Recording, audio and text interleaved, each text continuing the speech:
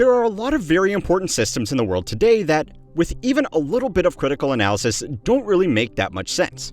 Private equity has become a multi-trillion-dollar staple of the investing industry, but it seems to make more money from financial shell games than it does from actually running businesses, and yet people are still giving these firms trillions of dollars. The rest of the market is being kept afloat by technology almost everybody admits is some kind of bubble. New creative flavors of debt are being sold off as revolutionary new ways of empowering spending, but at the same time, the consumers that all of this relies on are more broke than ever before. It seems like across the entire economy, nobody is actually making any money, but everybody is getting paid as long as they go along with it. The one thing that ties all this together is the unshakable belief that by the time this delicate system unravels, it will be someone else's problem. I'm back. I want to shift to the debt conversation. Klarna's buy now, pay later interest-free loan model may be backfiring. The financial services company net loss more than doubled in the first quarter. Valuation stands at $19.65 billion. The Swedish fintech upsized its IPO, indicating very strong demand for the 20-year-old company. There are a lot of homeowners right now who can't afford to move even if they wanted to. $1 trillion this year, partly due to high prices. But let's start with these markets. As we just heard Brian mention, the S&P and NASDAQ record highs again. Okay, so back in the 1970s, companies had a problem. Their executives were just regular employees that were collecting a paycheck like everybody else. Their paycheck was larger, but actually not that much larger than a regular employee. According to data from the Economic Policy Institute, the average CEO of one of the largest 350 companies in 1965 earned just over 20 times more than the average employee. This was partially because average workers earned more and because executives earned significantly less year to year. This was obviously a big problem, because it encouraged executives to hold on to their jobs long-term and not take too many risks so they could keep on earning this comfortable salary. Back then, the average tenure of a top executive was roughly double what it is today, and the average company spent roughly twice as much time in the S&P 500. At this time, most of the profits these companies made were reinvested back into the company itself to acquire new business, research and develop new products, and pay their staff. Eventually, shareholders figured out that it was better to pay these executives larger bonuses based on performance, especially performance that returned more money to them. Now, hot take alert, but this by itself is completely reasonable. Shareholders own the company, and they should make sure that there are systems in place to align employee incentives with their own objectives. And of course, their number one objective is getting a return on their investment. Where things did start to go a little bit off the rails, though, was when a law that significantly limited stock buybacks was repealed in 1982. This let executives use company money to buy back their own shares on the public market, which did a few things. The first thing was that it increased the share price even if the company wasn't actually doing any better. When this law was repealed, the average company in the S&P 500 had a price-to-earnings ratio of about 6.2, which meant 6.2 years of company profits would cover the price of the company's shares. Today, that PE ratio is over 36, which really just means that shares are roughly 6 times more expensive than they were in 1982 for the same amount of profit. This is great for existing shareholders, but makes the whole market a lot more questionable in terms of true value. Buybacks also make financial metrics like earnings per share look better, but not because the company makes more money, but rather because there are just fewer shares. Now, another hot take alert, but even this was arguably good for shareholders who enjoyed capital appreciation and tax-efficient stock returns. But as the late Charlie Munger once said, "Show me the incentive and I will show you the outcome." Stock buybacks are kind of like crack for corporate finance. They will get that stock price high even if the rest of the business is falling apart, or even if they are causing the rest of the business to fall apart. Stock buybacks started as an alternative to dividends that could be used when the executive team believed that the company's stock was undervalued. That eventually gave way as more money started to be spent on buybacks than dividends, and then more money was spent on buybacks than reinvestment into the business itself to fund R&D or workforce development. A lot of companies took it even further than this, and spent more on stock buybacks than the company was making in profit. They did this by borrowing money to buy their own shares back from their own investors, which is why corporate debt is at all-time highs. Now, for most businesses, this was clearly very dumb, but it pumped stock prices enough for CEOs to make absolutely enormous bonuses. The average CEO now earns more than 340 times more than their average employee. And with such enormous fortunes that can be made in such little time, it's very hard for anybody to not play the game. Of course, it's not sustainable. But that's next quarter's problem. So it's time to learn how money works to find out what happens when the next quarter finally arrives. This week's video is sponsored by NordVPN, who partnered with me to help keep you safer online because the internet can still feel like the digital Wild West. NordVPN's mission is to make the internet safer, more private, and free from tracking, censorship, and those sketchy moments when a website just does not feel right. With one click, you get a fast, secure VPN that protects your connection anywhere in the world. And with Threat Protection Pro, Nord goes beyond a normal VPN by blocking malware, stopping phishing attempts, and warning you if you are about to land on a fake online shop. It has already helped me once when I almost bought from a site that looked a little too generous. Threat Protection Pro flagged it immediately, and I backed away before giving a scammer my card details. You can also turn on Dark Web Monitor, which keeps an eye on leaked credentials and alerts you if any of your information shows up anywhere it should not. To try it yourself, go to www.nordvpn.com/moneyuncut or hit the link in the description for the exclusive NordVPN deal plus 4 extra months free. It is completely risk-free with Nord's 30-day money back. So, corporate buybacks have been bad for workers, bad for the economy, and worst of all, it's been bad for the investors. But people already knew this, and there is a reason that they simply don't care. Over a decade ago, one of these CEOs broke rank and wrote in an open letter that too many companies have cut capital expenditures and even increased debt to boost dividends and increase share buybacks. That was back in 2014, in what people thought was the peak of the buyback mania. Since then, quarterly buybacks have roughly doubled, despite interest rates being much higher, which would theoretically make businesses want to hold on to cash rather than borrowing it. But that's a problem for next quarter. By the way, the CEO that betrayed his executive comrades to raise the alarm about how share buybacks had undermined the market was none other than Larry Fink, the head of BlackRock, the largest asset manager in the world. So yeah, it's pretty easy to blame the rise in short-term thinking on corporate executives using questionable financial strategies to make themselves incredibly wealthy. But they are really just a symptom of a much bigger problem that goes well beyond corporate America, and there are a few reasons why this is happening. The first reason is that there is now a lot more money to be made in value extraction rather than value creation. William Lazonick, a professor of economics at the University of Massachusetts, wrote about this in a now infamous paper titled Profits Without Prosperity. He noted that between the end of the Second World War and the early 1970s, most businesses became successful by creating value for consumers or other businesses. Today, that's much harder, as companies are trying to keep up with their financial commitments to shareholders. Over time, more money for research and development has come from the government instead, as companies have spent what they used to spend on R&D on pumping up their own stocks. Today, corporate profits are at all-time highs, while a record number of companies are actually losing money. This again is largely the result of short-term business planning. As companies' price-to-earnings ratios have expanded, the best way for innovators to get money out of their ideas is not actually to run a business. It's to scale a business and then sell it. When average company PE ratios were 5 to 6, that means it would take 5 to 6 years for the business to cover its purchase price. Good founders would rather stick with their business because they could make that money back pretty quickly. Today, some valuations are easily as high as 100 times earnings, so founders and early investors would be long dead before the company has had time to make more money than what they could just get by selling. Now, some of these companies could continue to grow, but a lot of them still fail. A lot of them never make any profit at all, but still make their founders very wealthy. Big existing companies don't mind this, because it lets them simply purchase the best ideas before they can compete with them, and they don't need to take the risks of funding their own technical development.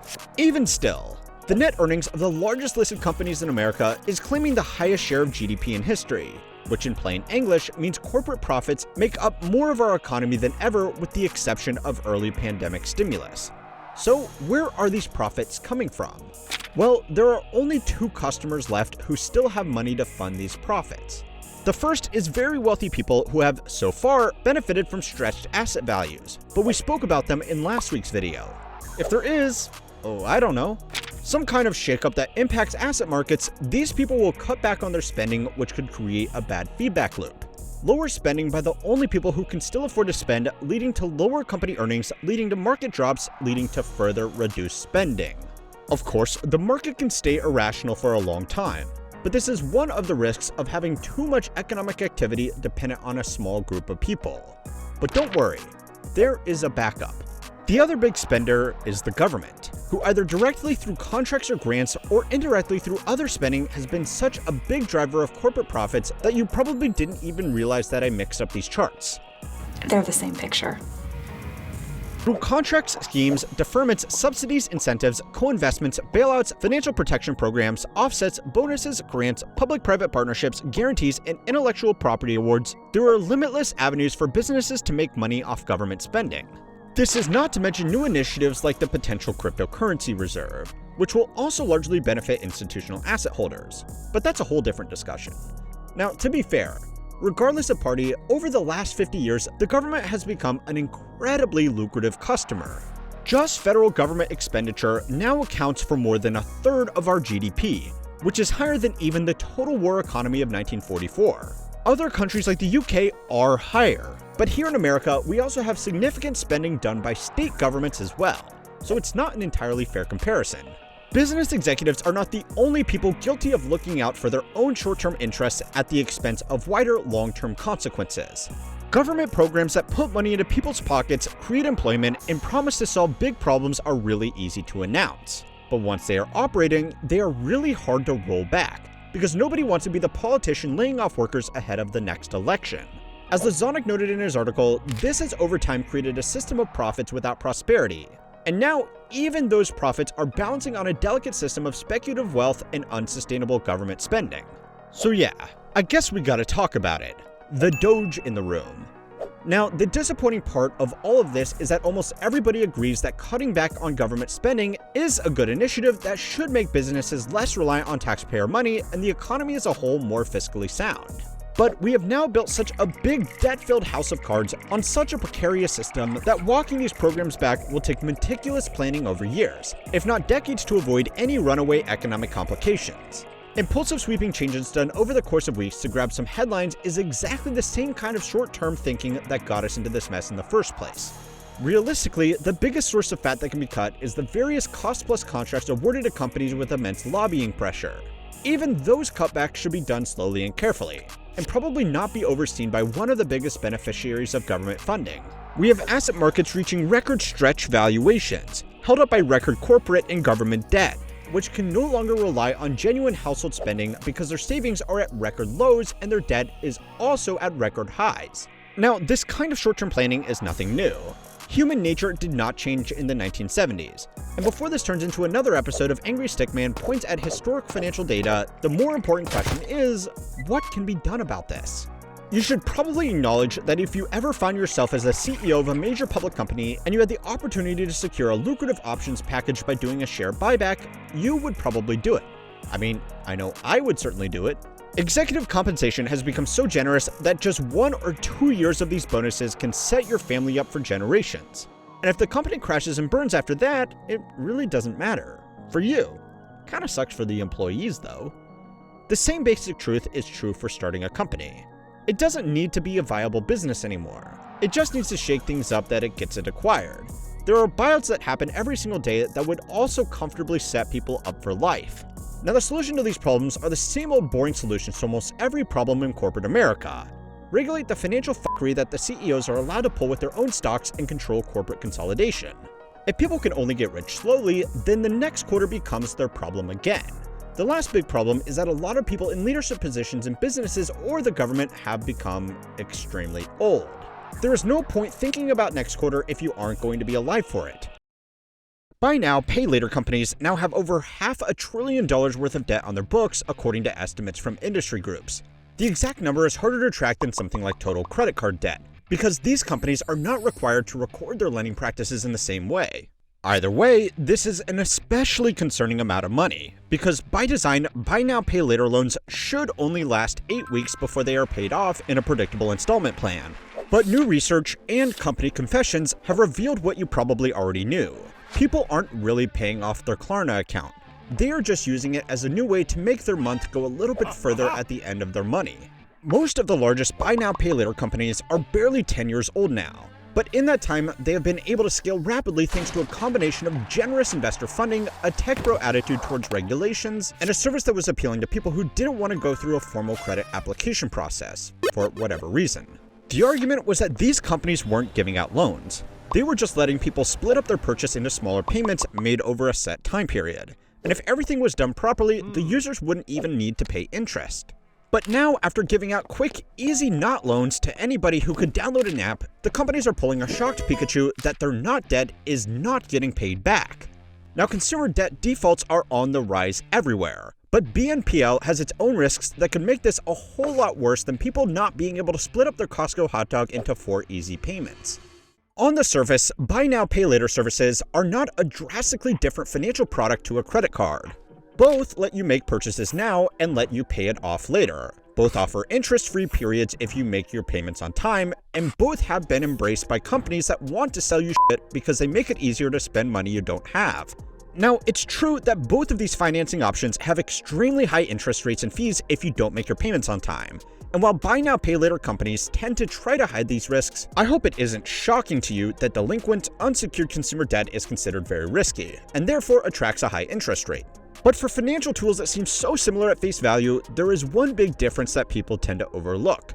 According to data collected by the Fed, credit cards are some of the most profitable products that banks offer to their customers. Even including their interest-free purchase periods, the banks still make returns 4 times higher on credit card lending than other products like mortgages, commercial lending, and traditional personal loans. Buy now, pay later companies, on the other hand, have struggled to turn a profit at all. In fact, most of them have been making spectacular losses. According to public financials, Affirm lost nearly $500 million last year, which was actually an improvement on the year before, where they lost nearly a full $1 billion. Other companies like Afterpay, Klarna, and PayPal's Pay in 4 are harder to get data on because they are either private companies that don't have to publicly disclose their financials, or they were acquired by other companies, which mixes in their losses with profits from other parts of the business. Klarna has raised a lot of capital from the ever-reliable SoftBank to scale its business operations. The company did claim to have some quarters of profitability thanks to their creative use of AI to cut down on customer support expenses. But a lot of that was actually thanks to low borrowing costs, a generous interpretation of how reliably their customers would repay their installments, and ignoring everything else that it takes to run the business. The company's actual profit for the quarter was a nearly $100 million loss, doubling from the same time last year. In the supposed golden age of buy now, pay later, the industry leader has had to put off its IPO because it's not clear if the business is even viable. These losses are occurring across the industry despite the fact that these companies typically take a larger cut of sales from merchants and charge higher effective interest rates on delinquencies. Because, oh yeah, even if you don't personally use any of these services, you are still paying the price for them. The way that buy now, pay later companies were supposed to make their money was by charging a higher than normal merchant fee from the retailers that use them as a payment option. Mass market credit card processors like Square, Stripe, Shopify, or PayPal usually charge merchants around 1.5% to 3.5% on sales to take credit card payments, according to data from NerdWallet and the company's own information portals. Buy now, pay later companies have started charging as much as 8% on sales to average retailers, according to a report by Merchant Cost Consulting. Larger companies like Walmart, Amazon, and DoorDash can negotiate these rates individually, but those agreements are largely kept private. For many retailers, 8% represents their entire profit margin after costs and expenses on a sale, so paying that much to a buy now, pay later company is untenable.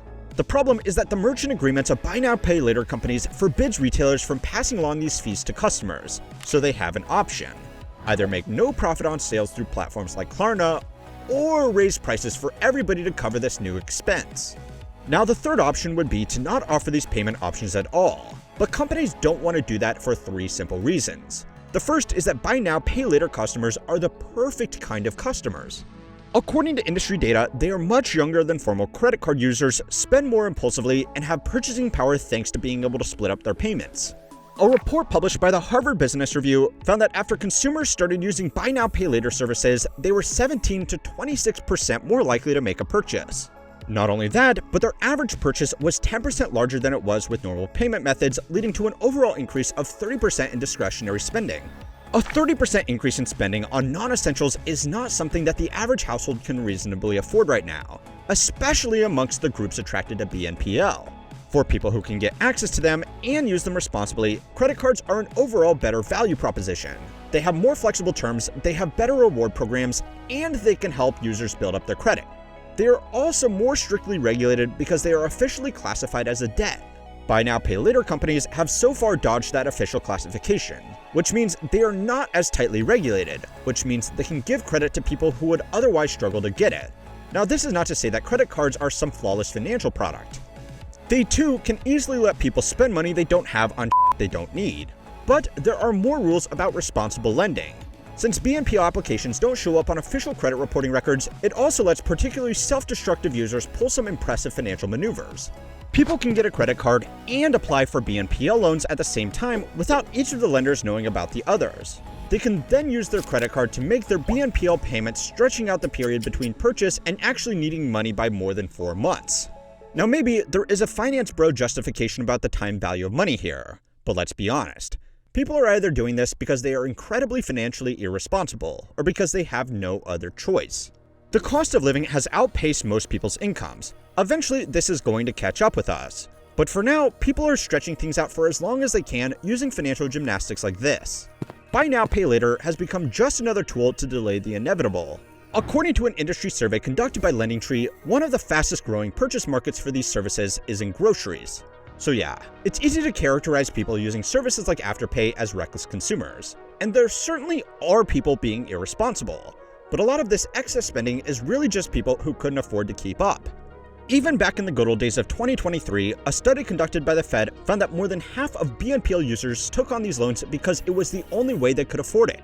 So yeah, people spending money that they shouldn't or couldn't spend is a powerful incentive for businesses to accept the massive commission that these companies charge for their services. Is this stuff regulated, or are you guys, what are you doing here? Sort of. Sort of? Jesus Christ, the spread on these is huge. 50% commission? Yep. For what? It's our markup for our services.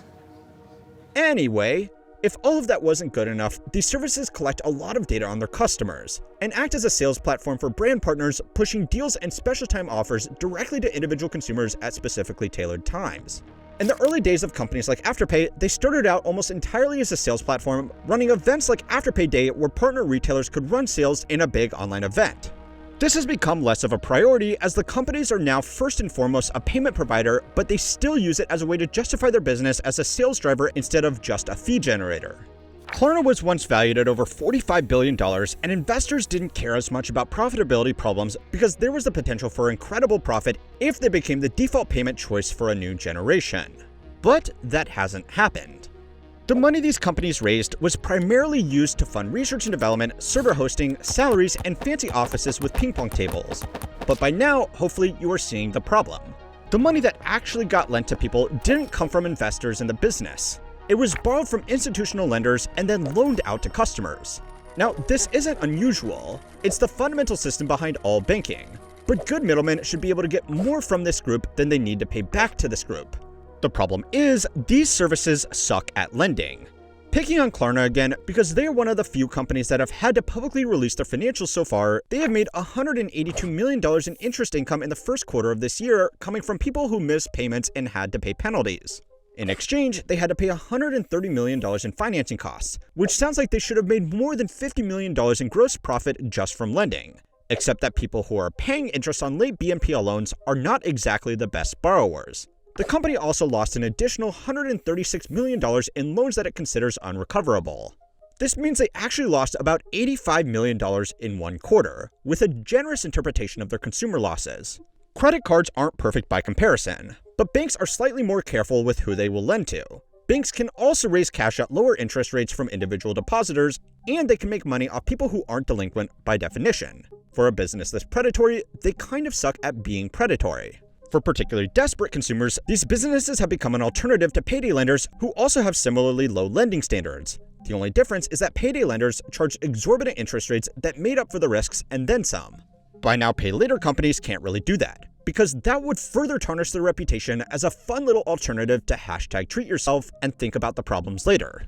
With such huge losses from the lending side, it means BNPL companies are even more reliant on their merchant fees to keep them afloat, but companies are starting to push back on that. In order to be the exclusive provider to companies like Walmart and DoorDash, Klarna had to arrange sweetheart deals with much lower fees to these big companies. This might be a good play for taking market share, but even total domination of an unfeasible market doesn't mean much. Investors are likely to keep throwing money at these companies because if they can be the last one standing, there is the possibility of increasing margins. But that's going to come with some trade-offs for everybody else. The same way that Uber started out as a great alternative to taxis, Airbnb an alternative to hotels, and Netflix an alternative to cable, BNPL are still in the take market share phase. Eventually, these companies will need to make their service worse, and take in more revenue if they want to continue existing. For businesses, that will mean more fees for the privilege of accommodating BNPL services, and for customers, it will most likely mean more hidden ways to be forced into paying more than you really wanted to. There are really no winners here, but nobody wants to be the biggest loser holding the bag if it all falls apart, a tragically common occurrence with a lot of new business trends. In fact, buy now, pay later is just the latest symptom of a bigger investment sickness.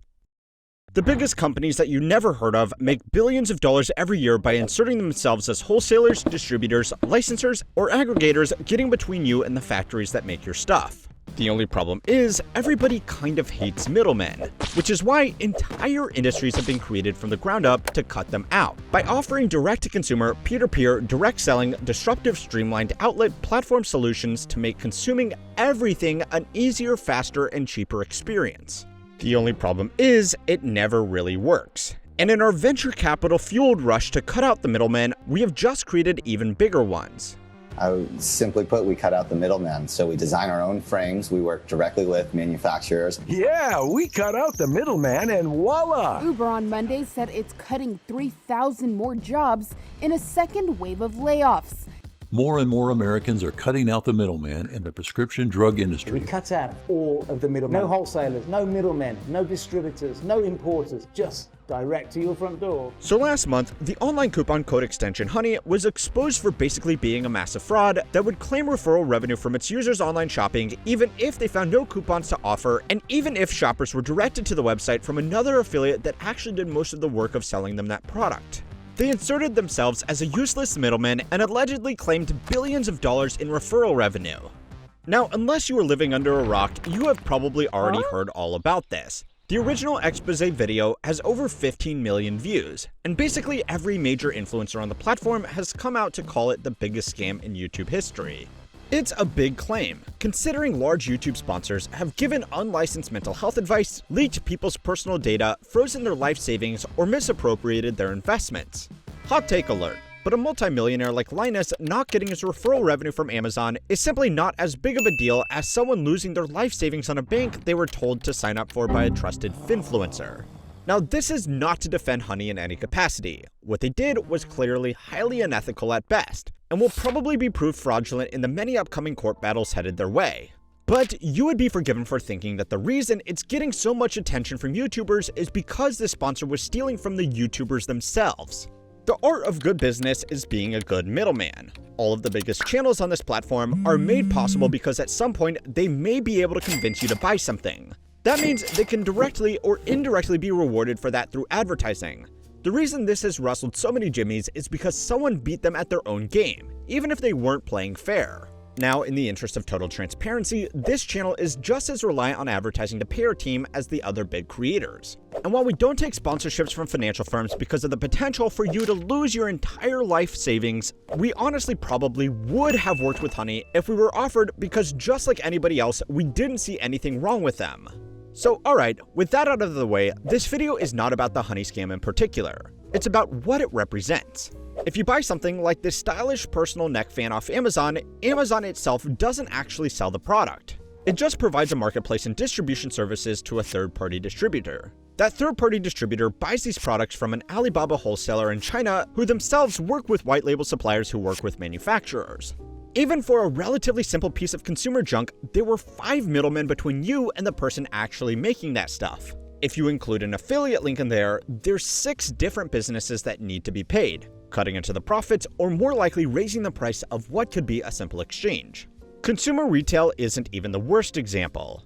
Consultants, brokers, and fund managers and technology platforms have all built some of the most lucrative businesses in history by capitalizing on the golden age of the middleman. But why is this happening now? Middlemen are nothing new, but there are a few reasons why it's become particularly lucrative in just the last 2 decades. The first reason is we have simply mandated middlemen. The list of corporate regulations only grows longer every year, and so too do industry guidelines, best practices, frameworks, reporting standards, certifications, privacy controls, and self-imposed goals like ESG, DEI, CSR, GEP, GRC, and whatever other BS McKinsey cooks up in the new year. Some of these rules are absolutely necessary and genuinely help both consumers and workers. Some of them are just a little bit silly, and some of them only exist to make sure that a group can make money by consulting on the issues they create. Looking at you, car dealerships. But either way, there are a lot of rules that businesses have to adhere to. Out of this, it's become very lucrative to provide third-party solutions that offload compliance onto another company that is better handled to deal with it. This both protects businesses from legal repercussions and lets them focus on where they actually add value in their business. Visa and MasterCard are some of the most valuable companies in the world, and their business operates exclusively on middlemaning transactions between credit card processors like Stripe or Square and banks who are themselves middlemen between the customer and the business that they are buying from. Businesses could just take cash or work out their own payment system, but it's just way easier to pay a few cents to Visa to process the transaction and let them handle the accounting, computing, and dispute resolution. It's also not like businesses have much of an option. When was the last time you paid in cash for anything? Lock your answer in the comments below. Of course, a small group of people live and die by the Benjamins, but the vast majority of consumer spending these days is done with credit cards, debit cards, or more recently, buy now, pay later services. Beyond letting people spend money they don't have, they are just easier. Any business that didn't want to work with these middlemen would immediately make it very difficult for most of their potential customers to shop with them. Now, this isn't a problem by itself. Modern payment providers have made doing business a lot easier for everybody, and they should be rewarded for providing that service. But as things like this get more complicated, every extra step of the supply, payment, or marketing process is an opportunity for a business to gain market power and squeeze out a little bit more from consumers. Even benign payment providers with lots of competition are causing a long list of problems for consumers. But that's got nothing on what the middlemen are doing to regular workers. To kick off the new year, a lot of people have been talking about H-1B skilled worker visas. These are something we have talked about a lot on this channel before, because they give companies the opportunity to employ workers from overseas if they can't find any workers in America willing to do the same job. Those foreign workers are then dependent on their employer to maintain their residency, which makes them great employees, because they really can't quit unless they find another company willing to sponsor them. A lot of companies, especially tech companies, clearly prefer these workers because they have more staff loyalty and won't argue too hard for a pay increase. The rules and restrictions on these visas are pretty extensive, and the rules are supposed to stop companies undercutting American workers and just hiring more subservient expat workers instead. But it's really easy for big companies to get around. If you are the CEO of a tech company and don't want to pay tech developer money for your engineers, just put up a job posting paying well below market rates. When nobody wants the job, you can then claim that you need to access someone with distinguished merit since nobody in America can fill your role. It's a broken system that's not great for American workers who get undercut for jobs, expats who get exploited by the companies they rely on, and genuine immigrants trying to earn their way into the country. But it's great for your bottom line. The problem for you is that companies are only allowed to hire so many H-1B workers. So a new industry has developed where large consulting firms will hire as many H-1B workers as they can. Tech companies like Google, Meta, and X are getting a lot of attention for their exploitation of these programs. But according to the Department of Immigration records compiled by the New York Times, the largest H-1B sponsors have actually been middleman firms that bill out their consultants hourly. This report was initially published over a decade ago, but more recent data still shows that distinguished labor hire agencies have learned to game the system.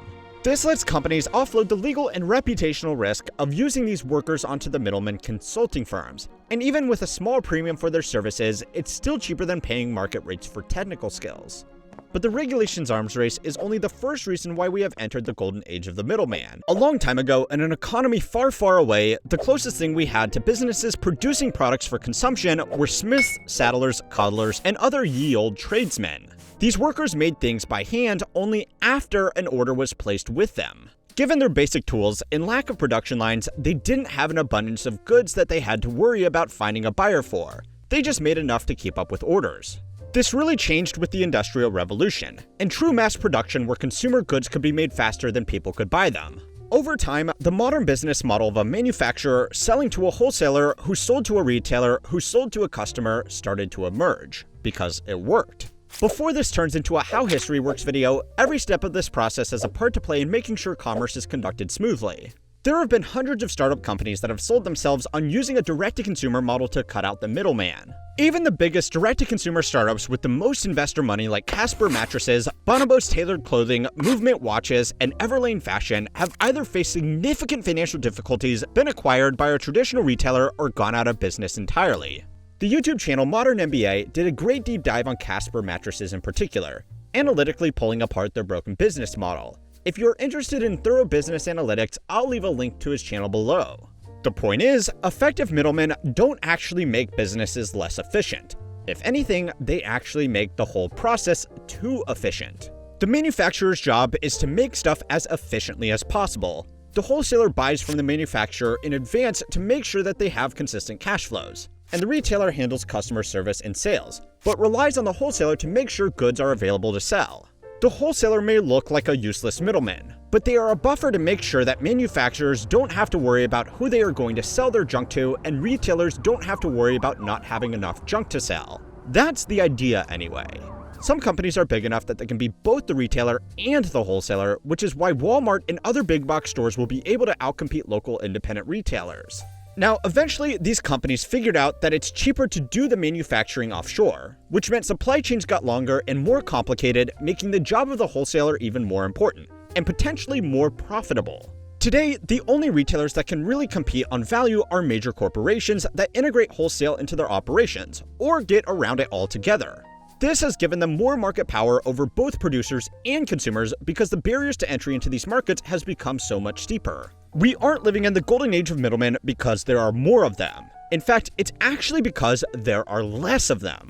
They just have a lot more power. Big companies have realized it's a lot easier to gain market power as a middleman than as someone who deals with the end consumer. Catherine Judge is a law professor at Columbia and published the book Direct: The Rise of the Middleman Economy and the Revolution Underway. In her book, she outlines how technology, globalization, and financialization have all worked hand in hand to allow a small group of companies to become middlemen in business operations that just weren't possible that long ago. In particular, she focuses on the collection of data as a tool that is uniquely useful to middlemen, because being right in the middle of operations means they can access information from both suppliers and consumers. Effectively leveraging data is an incredibly powerful tool to reduce costs on one side of the business and maximize sales on the other. Even if you ran a business that could somehow supply products with the same economies of scale as Amazon and Walmart, you would still find it incredibly difficult to compete with them because they have so much data about when to order stock, where to build retail stores and distribution centers, how many drivers need to work a particular route, when people are most likely to make a purchase, and what items should be presented to them first as they log in or walk into a location. It's all data, and being the biggest middleman in their respective fields allows them to collect more of it and use it in more ways. Other companies can purchase data from data brokers, or even use select meta-analytics provided by the big tech companies, but it's never going to be as comprehensive, detailed, or as deep as the good stuff they keep for themselves. The final point that Judge makes is lobbying power. These companies can argue for more or less regulation in the fields that are important to them extremely effectively. Votes over boring middlemen regulations barely get lawmakers to show up, let alone get the interest of the general public. So this is amongst the most effective ways for these companies to lobby. Now, the solution to this problem is the same solution to a lot of problems in corporate America.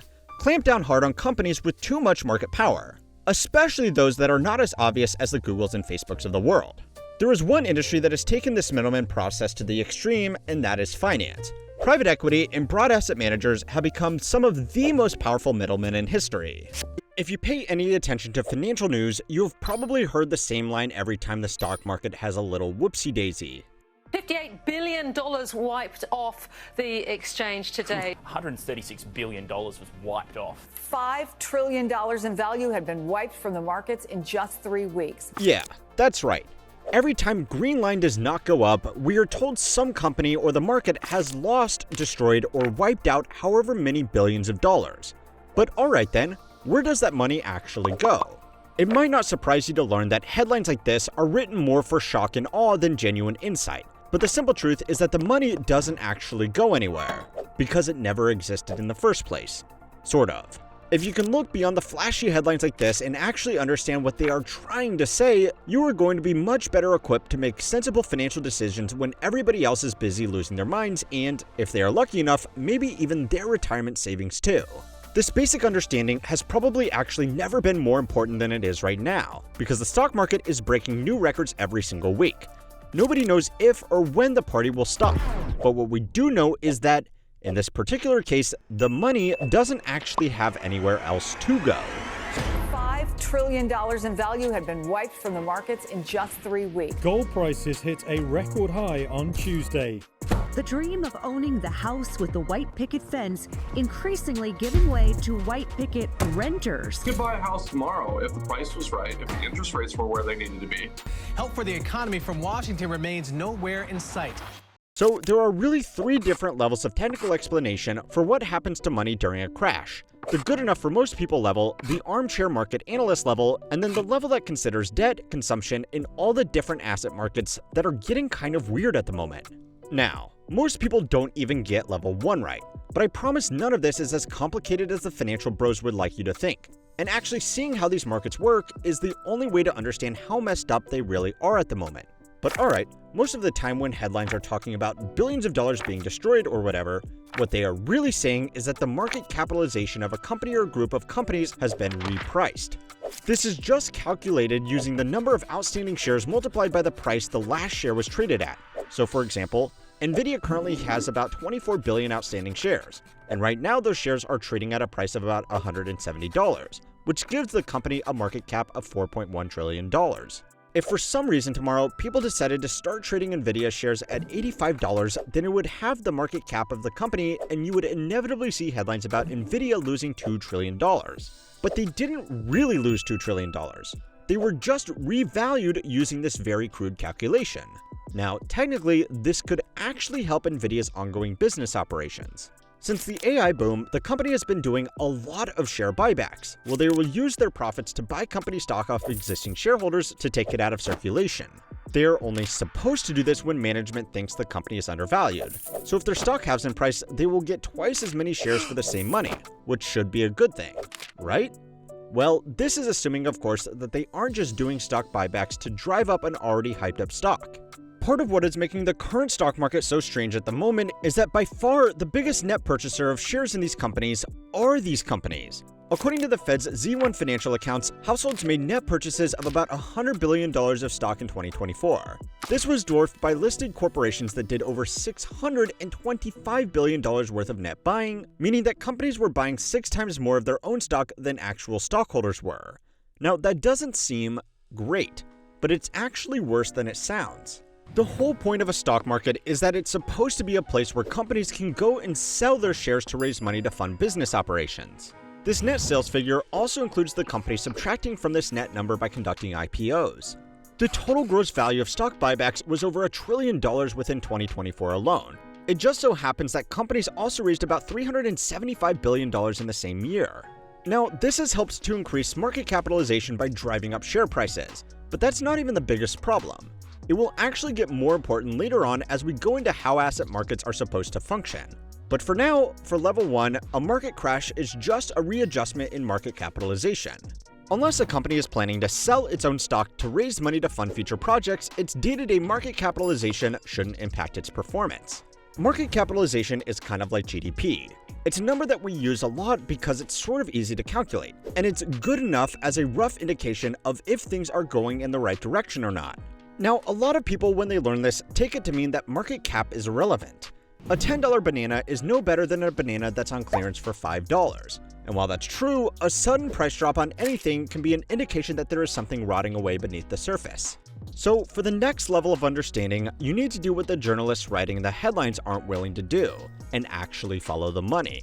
Now, I know I just said that if a stock halves in value, that doesn't necessarily mean that any money has gone anywhere. But in highly liquid markets, such a scenario can only really happen one way. The Nasdaq doesn't get to slap a 50% off clearance label on Nvidia stock like Walmart does on questionable milk. The way the price moves in these kinds of markets is that if there are more sellers than buyers, the price falls, and if there are more buyers than sellers, the price rises. When people are panic selling stocks, they are still getting money in exchange for those stocks. It may not be as much as they wanted, but what they then do with that money is where things get interesting. Let's say you had some spare money. Yeah, I know, but just pretend with me for a second. With your pile of cash, you have some options. You can invest into the stock market, real estate, bonds, gold, alternatives like cryptocurrency, or you could just hold on to your cash. Alternatively, if you just want to enjoy your life right now, you could spend that money on goods and services like a new car, a bigger house to live in, or a nice vacation. All of these activities that improve your quality of life are generally classified as consumption. Depending on where you and everybody else who has spare money puts their cash, it will increase the value of these markets. So if everybody buys gold, its price will increase as demand increases on an asset with limited supply. Now, stocks, bonds, and real estate are kind of unique because they generate their own cash flow to give money back to you. Stocks do this through dividends, bonds through interest, and real estate through rent. Those cash flows come from other people deciding to put their money into the consumption pile, which becomes revenue for these three asset classes. But all of these other assets really only make returns by having more people buy in at a progressively higher price. When the stock market crashes, what is really happening is everybody trying to grab their cash out of that particular asset market. They do this either because they think the market won't generate as much cash flow in the future, or more often, just to get their cash out before everybody else lowers their price by taking their cash out. Now, if you were lucky enough to get your cash back before everybody else, you have a choice. During a lot of market crashes, people just want to hold on to their cash because they are afraid they will lose their jobs and nothing else is generating cash flow. But eventually, you will need to put your money somewhere. And that predicament is what is creating such a big problem right now. Sure, maybe you think that the stock market might be an AI-fueled bubble, but if you sell your positions, where exactly should you put your money? Gold is at all-time highs, real estate is risky with today's interest rates, cryptocurrency is highly correlated with the stock market, goods and services are more expensive than ever, and people are even starting to question the long-term safety of the bond market. People are quickly running out of safe platforms to stand on, which has got a few people saying that maybe these markets aren't actually broken. Maybe it's the money that's broken.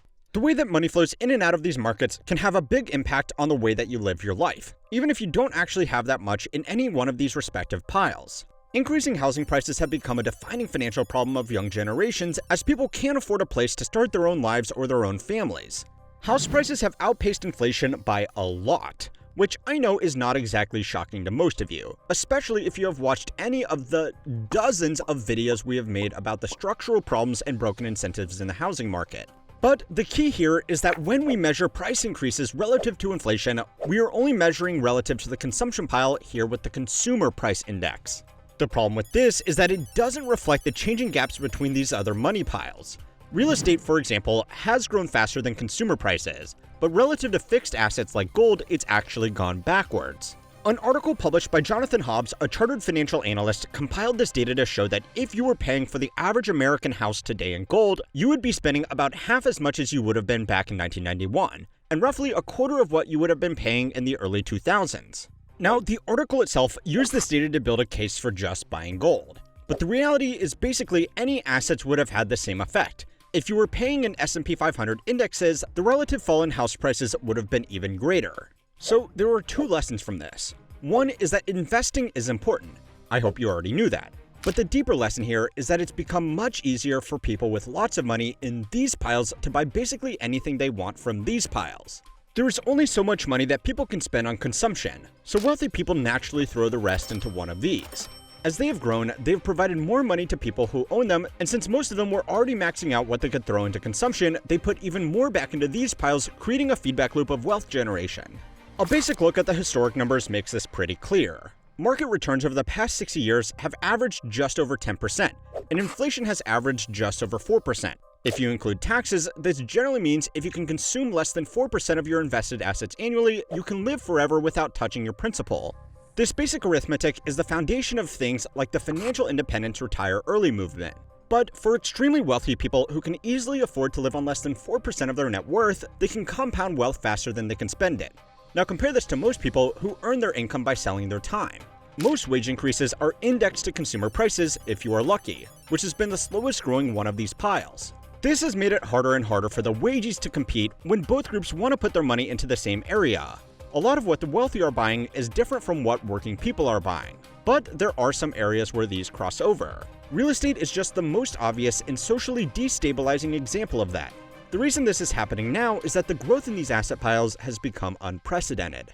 We have been paying a lot of attention to what the money printer has done to consumer prices, but these other money piles have soaked up much of the excess cash, and it has put non-asset owners further behind.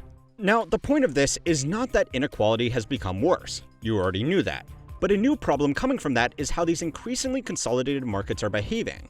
According to the Fed, participation in the stock market is approaching all-time highs, which sounds like a good thing. But this has mainly been driven by lots of people investing very small amounts of money through platforms with low fees and low barriers to entry like Robinhood.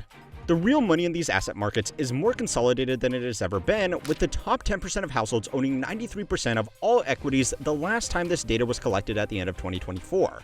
In a market panic, the reason why people sell their assets is because they want to make sure they have enough cash on hand to cover their most basic consumption needs if they lose their source of income, which for most people is their job. Unfortunately, job losses and market downturns often go hand in hand. However, as these assets have become more consolidated amongst people who can easily cover their living expenses several times over, there have consistently been more people with lots of spare cash to buy in versus the people that need to sell out to cover themselves in a hard time. Put another way, if unemployment was to hypothetically spike tomorrow for any particular reason, most of the people losing their jobs would not have a meaningful pile of assets to sell to cover themselves while they were looking for a new job. And it's not like we would miss the consumers either. A majority of the consumer spending in the economy now comes from the top 10% of households, and corporate profits are primarily driven by selling stuff to other corporations. Sounds pretty bad, right? Well, it gets worse. Remember those record-setting stock buybacks from earlier? Well, they have outnumbered net household share purchases 6-1, adding even more people to the side piling money in. If you add this to the rise of index funds that mindlessly buy and hold a broad selection of shares, it's easy to see how lopsided the market has become. Now, this does not mean that markets can't fall, but what it does mean is that they can stretch far further and stay irrational far longer than they could ever before, and while they do, they are throwing off money like never before for people to buy up every other asset market. Sounds pretty bad, right? Well, it gets worse. A huge amount of this money recently has been tied up in chasing returns from AI. These companies have spent trillions of dollars on this project, so far. Late last week, everybody's least favorite tech priest T-Rex, Sam Altman, said the quiet part out loud when he suggested that AI and the industry surrounding it might be in a bit of a bubble. This simultaneously shocked absolutely everyone and absolutely nobody at the same time. The value of the entire stock market has nearly doubled over the last 5 years. This has been driven almost entirely by just 10 companies, whose growth was in turn driven almost entirely by the promise of AI. Most people understand that this isn't sustainable, but they also understand that technology like this has changed the world before. Improvements are slowing down as new models are showing disappointing improvements, but every day we are discovering new things we can do with these products. For every argument, there is a counter-argument. You don't need to watch another video speculating about the future of AI, because the truth is nobody has a damn clue. But what we can do is look back over these last 3 years and find out how much this whole game has cost us, because the numbers are not good. It's almost like investors are saying 100 million isn't enough, Deirdre, make it 2. And we're told that Zuckerberg at that time really said, okay. I'm thrilled we get to do this in the United States of America. I think this will be the most important project of this era. The dormant nuclear reactors at 3 Mile Island, because decades after a partial reactor meltdown shut down part of the facility. Okay, so everybody has been paying a lot of attention to the astronomical valuations that have been assigned to everything even partially AI related. And they have also been paying attention to billions of dollars in value vanishing into thin air whenever Jensen Huang sneezes the wrong way. Now, to be fair, we kind of have to pay attention to it, because that's all of our retirement savings tied up in this fun little game. But all of this value probably means a lot less than you think. Market capitalization, which is what most AI headlines focus on, is simply a calculation of how many shares are in circulation multiplied by what number the last speculator in line made a trade at. If Nvidia halves in value, that doesn't mean that $2 trillion has been destroyed. It just means we have put a new price tag on what this business does. Just like if Walmart marks down a banana from $10 to $5, it hasn't destroyed $5. The actual numbers we should be paying attention to are the actual resources that we have put into this system versus what we have gotten back out. And by resources, you can't just think of cash. Cash is really just the receipt for resources.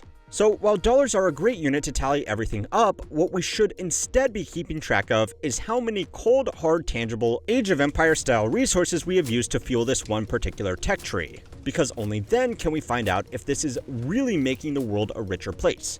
Alright, so how do we do that? Well, we can start from a simple analysis of the direct business expenses taken on by companies desperate to stay ahead of their competitors. And after that, we can work down to the less tangible stuff, like the opportunity cost of sanctioning China over AI chips or dedicating some of the world's best researchers to producing whatever the hell this is. The first major resource being used to fuel this machine is the most obvious one: all of those chips.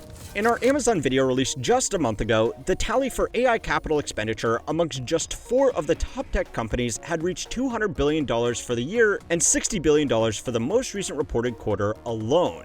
But since that video went live, new filings have come out, and now, according to company reports collated by Bloomberg, spending for this year is already on track to hit $344 billion. That is more than 1% of America's entire GDP being used building compute infrastructure to develop and operate new models. Now, if this sounds just a little bit dumb to you, don't worry. It's actually worse than you think. For one thing, this number only includes the top 4 tracked public firms: Meta, Google, Microsoft, and the biggest spender of all, Amazon. Smaller businesses or private companies like OpenAI are not included in these numbers because they don't have to release financial information. But from the outside, we can still make some educated guesses. The scale and frequency of fundraising taking place at OpenAI, the makers of ChatGPT, is growing exponentially every year, even as they have started squeezing out revenue. In March this year, the company received $40 billion from investors in the largest private tech deal in history. And then, just 4 months later, they raised another $8.3 billion. Every time they do this, their existing investors are giving up some of their stake in the company. So the only reason they would go ahead with it is if they really needed the money, which they do, mostly to keep on building new compute capacity. The second reason this spending is probably even worse than it looks has a lot to do with accounting. Capital expenditure just means businesses spending money on fixed assets like land, vehicles, and in this instance, gigantic data centers. For the accountants, this distinction is important, because if a company makes $1 million in gross profit and then spends $1 million buying a building, it doesn't get to subtract the total purchase from its revenue up front like it would if it spent $1 million on a regular expense like salaries. Instead, they have to use a depreciation schedule, which accounts for how much value an item loses with every year of use in line with industry standards. For server equipment, that is 5 years, which means if a company spent $1 million on a fancy new rack of NVIDIA GPUs, they would only be able to claim $200,000 a year as actual expenses against their taxes. Normally, companies want to maximize this depreciation to minimize their tax liability, artificially making things look worse in the business than they actually are, as far as the IRS is concerned. But right now, they are kind of doing the opposite. Chips that were state-of-the-art in 2022 when ChatGPT first launched are almost completely useless in today's modern AI data centers and are largely not even worth the energy to run.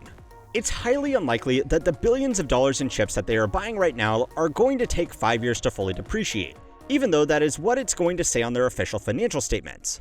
This treadmill of technology has created a higher level of spending than any other project in history, and what is easy to forget with all of these insane numbers being thrown around is that these are resources that could have been used elsewhere. One way that you could interpret these numbers is that the rapidly escalating AI arms race has become an incredibly efficient machine that turns investor dollars into e-waste with a byproduct of brain rot. But maybe we are getting ahead of ourselves. So far, total spending on just this technical hardware alone has amounted to around $1 trillion by just these 4 companies. According to data from Stanford, Chinese state-owned enterprises have invested an additional $500 billion into AI infrastructure. And then every other organization in the world that isn't Amazon, Meta, Google, or Microsoft has dropped in another $500 billion working backwards off the sales data from NVIDIA and AMD. But that's just the first item on the budget sheet. And these companies are finding out the hardware is the cheap part. The costs of getting AI to where it is now have already been staggering. But when you do a cost-benefit analysis, it's also important to look at, well, the benefits. The only problem is, those benefits have been surprisingly hard to find. A report by MIT tracked 300 companies implementing generative AI into their workflows on an enterprise level. Despite an additional $30 to $40 billion of investment, which we can add to the tally, the study found that 95% of the organizations generated 0 returns from AI. Now, for what it's worth, I would like to say that I don't want to completely write off AI, even though I know it's sometimes really easy to hate on how it's being sold to the world. AI, like most new technologies, is coming along with a bit too much hype, but underneath that, there are some cool things you can do with it. I know I have used this example before, but even here at Little Ol' Works Media Group, we used to spend hours every week cutting out images to use as assets in our videos. Now, most of that can be done with AI tools letting our editors actually work on something creative, or just getting some time to go out and touch grass. These are real practical tools that have helped make someone's working day easier, more productive, and less monotonous. The problem with this, though, is that when companies, governments, and non-profit organizations have poured trillions of dollars into developing this technology, useful practical tools are not good enough. Companies want to be able to replace their workforce, not make their work slightly easier. Governments want a superintelligence, not something that can trim out JPEGs. And honestly, I don't even want to know what someone like Peter Thiel wants. You would prefer the human race to endure, right? You're hesitating. Yeah, well, Yes? I don't know. I would...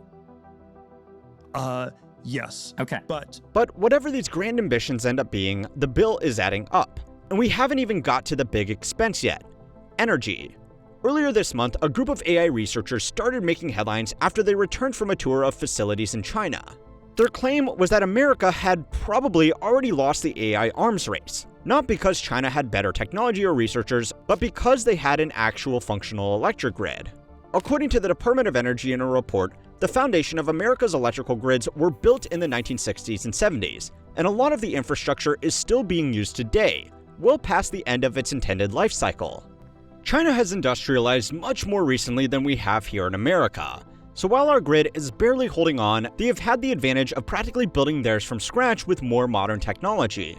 Now, this still hasn't been cheap for them, but since the 1990s, while America's economy has been primarily fueled by consumer spending, China's has grown on exports and construction. According to their national statistics and corroborated by Bloomberg Intelligence, the country spent nearly $2.3 trillion on infrastructure in 2022 alone, compared to $1.1 trillion worth of spending in the US, spread out over 5 years. This is not to say what China is doing is a good idea either. This kind of spending has put them in a potentially ruinous amount of debt. But the reason this is important for the AI discussion is because Chinese grids frequently run with energy reserve margins of 100%, which means it has twice the energy capacity it needs, whereas in America, we operate with margins of just 15% according to the researchers who made this report. That means that AI data centers in China are actually a useful way to soak up extra energy capacity, while the same facilities here in America are a strain on already crumbling infrastructure. The International Energy Agency estimates that data centers accounted for 1.5% of the world's electricity consumption in 2024, and is projected to double by 2030 if current trends continue with AI. If you were to get that out of your outlet at home, 450 terawatt hours spread out over the last 3 years only would have cost you around $18 billion, assuming you were able to negotiate wholesale rates of about $40 per megawatt hour. That's actually not bad, but it's far from the whole story. That's just the cost that the AI operators will pay, not everybody else. You've probably noticed that your electricity has become more expensive over recent months. Or maybe you haven't because, let's be honest, everything has become more expensive over recent months. But anyway, I want to play a little game. This is average energy prices across American cities according to the BLS. Can you see anything that stands out? Let me give you a hint. Major AI development really kicked off right here. Now, the war in Ukraine, more EVs, and overall inflation played a part in this too. But here in America, we never really relied on Russian energy. Before the recent surge in AI, electricity prices were actually declining compared to inflation. But now they have almost doubled within the last 3 years alone. This is costing us all in more ways than just the big beautiful energy bills we have to deal with every month. Other industries like manufacturing also use a lot of energy, and if they have to pay twice as much for this crucial input, they are going to pass those costs along to all of us and be less competitive in global markets. According to the Energy Information Administration, end-use electricity expenditures totaled $419 billion in 2021 before this jump. They have not published data on 2024 yet, but if we are using more electricity and paying almost twice as much for it, the actual cost felt across the economy is easily an additional $400 billion. Again, this is just in America. Now, some of the largest AI players have responded to these market conditions by just commissioning their own power plants, but other businesses are pursuing a more tried and tested approach, begging the government to fix their problems for them. Big tech companies have been lobbying hard to get money allocated to upgrade energy infrastructure. They are using the threat of moving their operations offshore if their needs aren't met, which is an effective message since the government sees this as such a strategic industry.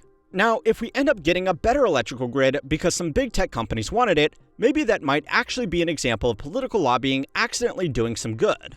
But according to the University of Texas Energy Institute report, this could take trillions of dollars, and nobody is arguing that the grid doesn't need an upgrade. The problem is that nobody else is getting a say as to whether there are better places to be spending that money first. Places like, I don't know, bailing out private equity when they inevitably explode. 20 years ago, if you asked the average person what they thought about private equity, they would probably have no idea what you were talking about. The business was a small, unglamorous, and overlooked side of finance that people went into if they couldn't land a job at a hedge fund where the real money was made. Since then, though, changes in regulations, investor preferences, and the availability of cash has allowed the industry to grow to over 20 times its size back in 2000. In that time, it minted dozens of billionaires, acquired millions of businesses, developed a bad reputation, and simply grown too big for its own good. The thing that originally made private equity a competitive investment was its small size and understated operations. But not unlike a parasite that has outgrown its host, the biggest threat to private equity today is private equity. Deals are getting harder to find, fees are getting harder to justify, and returns are simply not worth the risk. Now, I know that you might think this sounds like a problem for wealthy investors and asset managers, not you. But the whole system only works by borrowing a lot of money through business structures that look like this and assuming that things will keep growing forever. If that doesn't happen, there are now trillions of dollars in loans that could go bad. And I'm sorry to be the one to tell you, but that is going to be a problem for you. So if private equity has become such a bad investment, who keeps on giving them money? What do you do out here in New York City? I'm in finance. Like what exactly? Private equity. What is the most amount of money you made in a single year? $500,000. $500,000. Yeah. Companies that are owned by private equity firms are significantly more likely to go bankrupt. The endless shrimp is not the reason Red Lobster is in bankruptcy. The fundamental problem is that Red Lobster got involved in what's called private equity. You can't keep doing that. You know why? Because the ratio of the debt of the United States has become unsustainable. Okay, so a quick refresher on what private equity is and how it actually works. Private equity simply means any investment made into businesses or assets that are not listed on public securities markets. Technically, if you invest a few $1,000s into a local cafe, you are a private equity investor. Now, what actually brings all the boys in sleeveless vests to the yard are dedicated private equity funds that raise money from a pool of high-profile investors and use that to buy entire businesses, the so-called buyout funds. These kinds of private equity firms will take their investors' money, put in a little bit of their own, and then borrow as much as they can to fill up a pool of capital that they can then use to make acquisitions. Once they buy up a portfolio of real companies, producing real products and generating real cash flows, they get those businesses to take out big loans to pay money back to them through a special dividend. This means that the founding partners of these firms can own billions of dollars worth of assets while only having invested a tiny fraction of their own money. But it doesn't stop there. The private equity company isn't actually responsible for any of the loans that its portfolio companies take out that begins and ends with the companies themselves. It's like if you own shares in Walmart, you aren't responsible for the company's loans if they fail to repay them. The most you can lose is the money you invested if your shares go to zero. In the case of private equity, what this lets them do is go back to a bank and show them a big portfolio of private businesses, which they can use as security to get you yet another loan. These are called net asset value loans, but since they are loans taken out against companies that already have loans, they are normally just called leverage on leverage, or leverage squared, which does sound familiar. Anyway, the debt doesn't stop there. Remember that money that the wealthy investors and private equity partners put in to get the whole firm started in the first place? Well, normally even that money is borrowed, because investment loans are a very tax-efficient way for wealthy investors to gain exposure to these firms. But it gets worse. One of the downsides of private equity is that, by definition, it's private, as in not listed on public markets. That means it can be difficult for investors to turn their holdings in the firm into cash when they need the money. Fortunately for them, there are firms that will buy stakes in private equity firms from investors called secondaries funds. Now, regulations actually prevent these secondary funds from using debt to fund their acquisitions. Except, of course, that's not true at all. Most of their purchases are indeed also financed with debt. So if you are keeping track, they will take on debt to buy a stake in a firm originally purchased with debt that was used as a down payment on more debt to buy a business that took on debt to deliver paper returns to a fund, which used those returns to qualify for more debt to buy more companies that could be used to take on more debt. But anyway, that's still not everything. So far, this kind of lending has been really profitable, which is why it's not just banks getting in on the action. Some private equity firms have specialized in just lending money to private companies and other private equity firms rather than acquiring the companies themselves. Now that sly bastard Dan Toomey beat me to it again, but these private credit firms have exploded in scope and scale over the last decade, and they now have over $1.6 trillion in lending within the USA alone, according to data from Preqin, a financial research firm. The exact scale of this lending is hard to know exactly, because since these private credit firms are not officially banks, and they are lending to private companies with no public reporting obligations, it can be very hard to get reliable data. Now, you're never going to be able to guess where these private credit firms get their money to do this lending. Yeah, that's right. They borrow it. This endless cycle of leverage on leverage on leverage is why private equity has been able to scale so rapidly and generate so much money for the people working in all of these different organizations. But this money still had to come from somewhere, and statistically, it's come from you. It's now one of the widely accepted rules of investing that it's almost impossible to beat the returns of the market long term. There are once-in-a-generation exceptions to this like Warren Buffett and Jim Simons, but they practically created totally new ways of investing from scratch. Endless backdated research has effectively found the same thing. Any investment managers that have outperformed the market in the past have done so almost entirely because they got lucky. Funds that get lucky generally outperform in the future and tend to underperform over the following years. This trend can actually be worse than straight-up gambling because it's a highly efficient way to destroy wealth. Now, the infamous Cathie Wood generated outstanding returns through her ARK Innovation Fund by basically going all in on one of the biggest hype stocks of all time. In particular, her outstanding performance in 2020 attracted a lot of investors to buy into the fund, right before it lost 70% of its value and has since delivered weak overall returns. Since its inception in 2014, the fund has delivered 200% returns, which is only slightly worse than the 226% the S&P returned over the same time period. But most ARK investors did not buy in back in 2014. They bought up here at peak hype, so even though the fund has performed okay overall, most investors are holding huge losses. On top of this, active investment managers charge fees for the privilege of managing your money, which further puts them statistically behind over the long term compared to a passive, diversified, low-cost index fund. The fees charged by private equity funds are generally some of the highest in the industry, sometimes charging clients 5 to 10 times more in fees than even regular actively managed funds, which means that in an efficient market, they would fall even further behind. Now, the rich people and institutional investors that give money to private equity managers know this. The research is not new, and it's been widely accepted for decades at this point. So then, who keeps giving private equity so much money? Well, hot take alert, but the original idea of private equity was actually really good. Now, I know a lot of you are furiously typing in the comments already, because yeah, private equity has turned into an incredibly destructive monolith, but it didn't start out like this. For investors, it actually could beat the market, because it had nothing to do with the market. Private equity didn't deal with listed companies, so it didn't have to compete with all the nerds on Wall Street that did mathematics PhDs at Penn to eke out 3 basis points of alpha. Instead of trying to find hidden value in terabytes of market data, private equity instead invested in smaller local businesses and actively added value by combining their business acumen with the skills of the previous owners. A lot of small business owners are really good at their craft, but they lack formal business training, so they don't optimize things like marketing, accounting, tax management, or expansion opportunities. In theory, the management teams from private equity could find these businesses, make their improvements, and maximize the returns of good, honest businesses to beat the market consistently. In the early days, this was not a job that finance bros wanted to be doing because instead of hanging out in Manhattan high-rises working on glamorous deals, they would be setting up bookkeeping software for a regional plumbing company in Ohio. Over time, people noticed that they could make a lot of money and charge a lot of fees for this kind of groundwork, which made it more attractive than even top investment banks or hedge funds. But this has started to change for 3 reasons. The first problem is that as the popularity of private equity has grown, it's become harder to find businesses worth buying. Back in the early days, when the industry was still in its infancy, small business owners would find it really difficult to sell their businesses because not many people have the capital and the expertise to run something like an HVAC company or mechanic shop.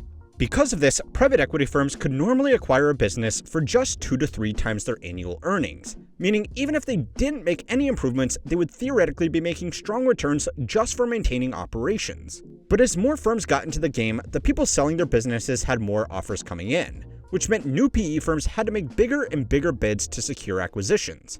According to First Page Sage, a research firm that collects data on this industry, the average HVAC company now sells for a multiple of between 5 and 10 times their earnings. Now, this data is really hard to collect because the details of private equity business sales don't need to be publicly disclosed. This particular report is just a guesstimation based on network feedback, expert interviews, and internal databases. Even based on these rough numbers, a business that pays 10 years to cover its purchase price is no longer beating the market after fees and expenses, which means that private equity firms had to start pushing their portfolio companies harder to squeeze out more profit and then flip them for big capital gains. Now, for a while, this worked because of a fun little trick they could pull in a growing market. After private equity firms improved the businesses they acquired, they could sell it for a profit. And over time, the largest buyer of businesses sold by private equity firms were other private equity firms. Because new firms were paying more and more for acquisitions every year, this made returns look incredibly strong because they were literally pumping their own market. These strong returns attracted more investment and allowed private equity companies to take on more debt to buy more businesses, driving up prices, which created strong returns for the people who got in early. This little feedback loop generated incredible returns and made the long-term risks someone else's problem, so it incentivized the second problem. Once firms ran out of good, stable businesses with solid cash flows to acquire, they had to look for riskier options to pull the same trick with. That either meant paying more for businesses in good, stable industries or looking at questionable businesses in risky industries. It didn't really matter because the point was to flip them to the next buyer. As a random example, there is a good chance that some of your favorite YouTube channels are now owned by private equity firms. Look, YouTube channels can be great businesses, but they are just inherently riskier than something like an established carpentry company that has been operating for 3 generations. The race to find more businesses means that risks like these will become more common. The other problem with feedback loops is what happens when they start to go in the other direction. Over the last 2 decades, the conditions have been perfect for private equity to grow. Interest rates have been low, there were lots of businesses to acquire, and people wanted an alternative to real estate and the stock market. But that's changing. Baby boomers are aging out of their businesses in record numbers, which is putting more supply back onto the market. Small business owners are also more savvy than they were 20 years ago. Everything you would ever need to know about running a business effectively is available online, which means there isn't as much opportunity for the private equity Wharton grads to step in and make big improvements. And finally, people are just becoming more skeptical of the industry. New investments into private equity have plunged 35% this year because people are realizing how hard it is to get their cash back out of the system. 2025 is on track to be the lowest fundraising year for private equity in over a decade. Unlike public stocks, it's really hard to tell how much private companies are actually worth until they are sold. What this has done is let private equity managers sell the businesses that have performed well and hold on to the businesses that have not. This makes fund performance look really good by realizing potential gains and hiding unrealized losses. But it also means that slowly the portfolio fills up with bad, underperforming businesses, and that can only be kept under wraps for so long.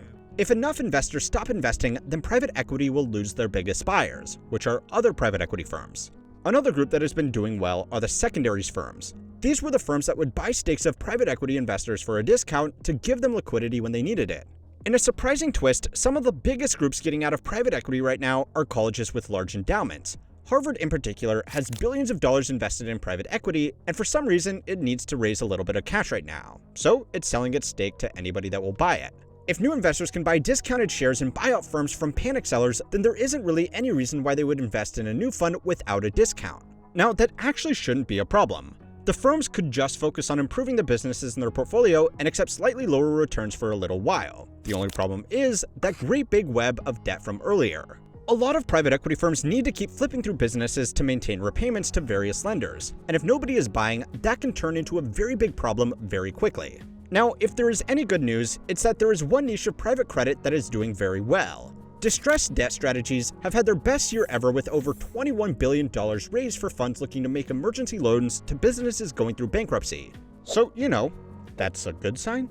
The bad news is that if this whole system falls apart, then trillions of dollars of bad loans are going to impact Main Street banks, pension funds, and regular people. A lot of this debt was securitized and turned into tranched bonds, which were then sold openly with various risk ratings.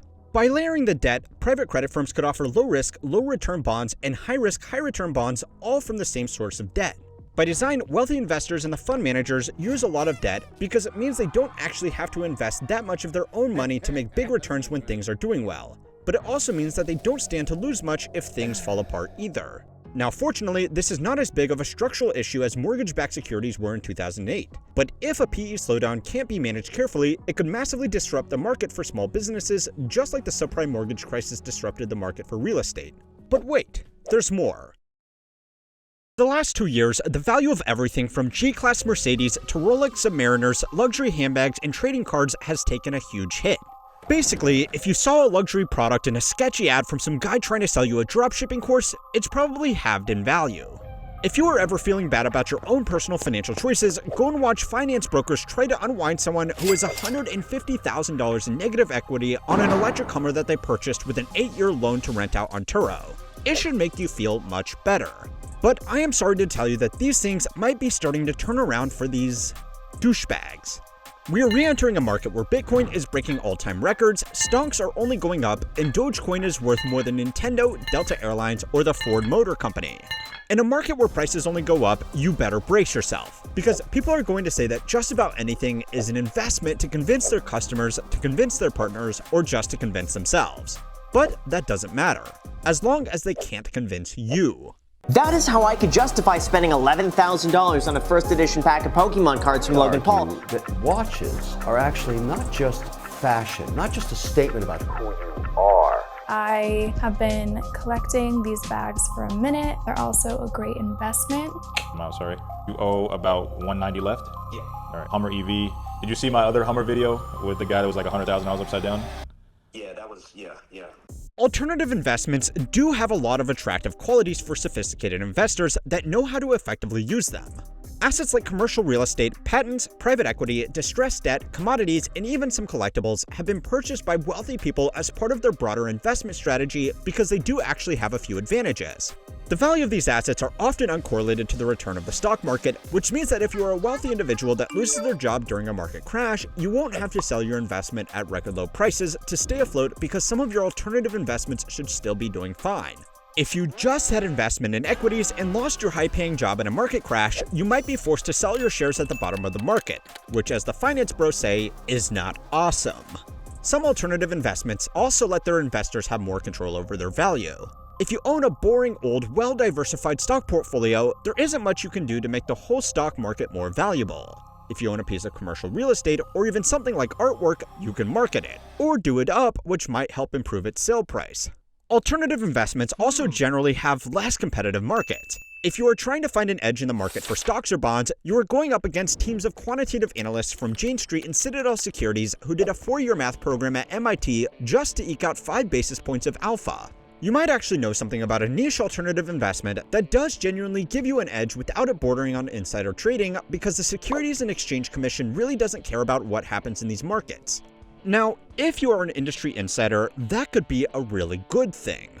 But more likely for you, it's a really bad thing. So before you go and rethink that Masterworks investment, you should also know about the long list of drawbacks with alternative investments. They are normally highly illiquid because the market for them is niche, which means finding a competitive buyer can sometimes take years. They are also much more expensive to buy and sell. You can buy stocks on any number of commission-free brokerages, and while they do have some hidden fees, they are barely a rounding error. If you want to sell a piece of artwork, piece of jewelry, or some other collectible, you are probably going to need to go through an auction house or third-party dealer. Sotheby's, for example, is the most well-known auction house in the world, and they charge a 20% commission on any sale under $10 million, which is actually paid by the buyer. Any investment where you are automatically 20% down the moment you make your purchase is going to be risky, at best. But let's be honest, most of you watching aren't seriously considering a multi-million-dollar artwork to round out your investment strategy. And if you are seriously considering a syndicated artwork investment system, then I have really failed to teach you how money works. The alternative investments that have really been generating all the attention are manufactured luxury goods that can't keep up with demand, or intentionally limit production to create a sense of exclusivity. High-end luxury watches from brands like Patek Philippe and Rolex, limited-run cars, as well as certain designer shoes and handbags all have long wait lists from authorized dealers that can stretch for years before you're even allowed to drop 5 figures on a fashion accessory. This has created a huge gray market for these items where people can wait to buy a bag or a watch from these stores and then sell them for a premium to a buyer who just wants their new toy right now. Something that you can buy one day and then instantly sell the next day for a huge premium sounds like the most risk-free investment there is, and it would be if it actually worked like that. People have seen the opportunity to make some easy money and have ran with it so hard that there are even sites that collate sales data to make trackable indexes, which, as you can see, have not been telling a good story about the actual performance of these investments. It might be unsurprising to you, but the hype around these markets is also highly correlated with the hype around other alternative investments like cryptocurrencies. And with the current massive rally in dog-themed financial instruments and other such nonsense, we gotta talk about it before anybody else does something stupid. There is, of course, another reason why people are attracted to highly speculative alternative investments, and that's simply their potential to be a lottery ticket out of poverty. A well-diversified portfolio of stocks, bonds, and real estate is an incredibly powerful tool to build wealth. But if you don't have any wealth to begin with, even Warren Buffett-level returns won't make you wealthy within your lifetime unless you can make consistent contributions towards those investments. Cryptocurrencies, meme stocks, trading cards, and even straight-up gambling is giving hope to a lot of people, even if for most of them it will only make their problems worse. But for the lucky few who did time their purchases correctly, they have turned incidental amounts of money into very substantial positions. The people that have sold out of these positions have a higher propensity to consume, especially on luxury goods to show off their new fortunes, which was in part why the aftermarket for luxury goods saw such a boom from 2020 to 2022. The trend was so strong that these items were seen as investments themselves. The brands themselves, although they would never publicly admit it, heavily played into this idea of scarcity by limiting their production of popular products and raising prices above the rate of inflation year after year to make it seem like it was a privilege to pay the price of a family SUV for a watch. At the end of the day, these are companies with a profit motive, and the only reason they would limit production is because it would increase the premium they could charge. Paying $50,000 for a watch seems stupid, but if someone that just made a fortune on a monkey JPEG is willing to buy it off you for $100,000, then it's just responsible investing. But what is particularly interesting is why this isn't happening again this time. The price of highly risky investments is up, but the price of all the junk that people normally buy when they're doggy coin moons has stayed down. So, what gives?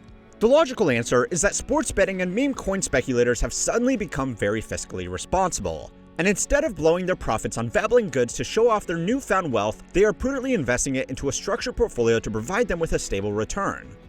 Yeah, okay. So there are actually three things that have happened here. These dumb expensive trinkets that people insisted were great investments are actually an indication of a much bigger shift in the economy and habits of retail investors. The first big change is that these markets, which used to be made up of small-time, unsophisticated investors, have become just as consolidated, if not more consolidated than traditional equities markets, with the largest, wealthiest investors controlling a huge share of the total supply of things like cryptocurrencies. Bitcoin going from 20k to 90k in a year will make people a lot of money, but it's going mainly to the type of people that already had a lot of money to put into a risky investment. It's a huge return, but to someone who only had $1,000 to invest, it's not going to make them life-changing amounts of money like it would have if they invested early in the 2010s. If the Winklevoss twins make an extra $1 billion on the appreciation of Bitcoin, they are not going to wear 100,000 Patek Philippe's, which means even though the net wealth creation might be the same, the resulting propensity to consume is much lower when the rewards are going to people who could have already purchased any luxury good they ever wanted.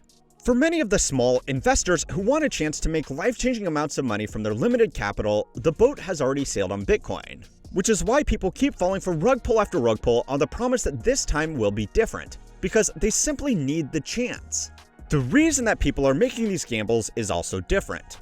A Wall Street Journal survey of investors with low FICO scores found that their primary reason for investing was not to build wealth, but to pay off debt. Credit card debt is now approaching all-time highs, and interest rates on all kinds of borrowing is up. So even when people are lucky enough to turn a profit on these extremely risky investments, they are just going back to square one, not actually getting ahead. 4 years ago, dumb investments were turning people's stimulus checks into enough money for a down payment on a Lamborghini Urus. Today, they are lucky if it pays off their heavily underwater car loan. People are no longer being greedy. They are just being desperate. Now, you'll probably experience this cultural shift from the pandemic-era exuberance to the more cautious financial environment today, even though most macroeconomic indicators are up and to the right. But these investments are also getting hurt by a market where none of you are watching from, which hasn't even been able to make its broad economic indicators look good. China has become the largest market in the world for luxury goods because the country has produced a lot of wealthy people very quickly, and those people are eager to show off their newfound fortunes with luxury goods. Unfortunately, real estate, the primary wealth generator in China and the single largest asset market in the entire world, has been floundering since Evergrande and other major property developers started failing and flooding the market with more apartments at fire sale prices. This wealth destruction, along with a strong push by the government to crack down on extravagant displays of wealth, has meant demand for luxury goods in the country has fallen, at the same time as luxury good companies have expended to keep up with demand that has disappeared. It should go without saying, but even really smart people can do stupid things with their money if they want something to be true. A lot of people want to convince themselves that their new luxury purchase is not only a nice toy, but a prudent investment, when it simply isn't. Even if there is a premium between retail price and what it could be sold for in the gray market, you normally have to spend a lot of money at authorized dealers before you're allowed to get to the front of the waitlist. After that, the risk-adjusted returns are probably very bad, if not non-existent.